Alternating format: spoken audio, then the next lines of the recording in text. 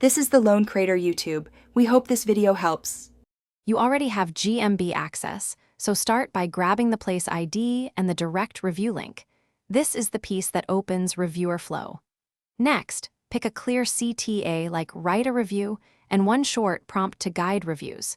You should also choose the card dimensions and a primary photo now, because once you build the template, you'll plug these assets in immediately.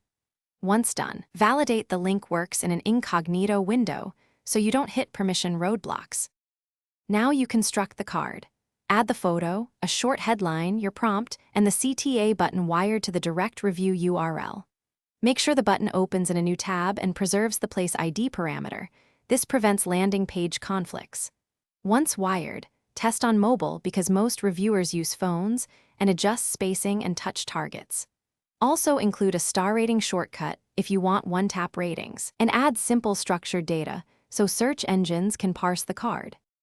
Deploy the card where your audience engages, email, footer, or a CTA modal, and add UTM parameters so you can measure which channel drives actual reviews. You should watch click-throughs and completion rates, then tweak copy, prompt wording, or placement to improve conversions.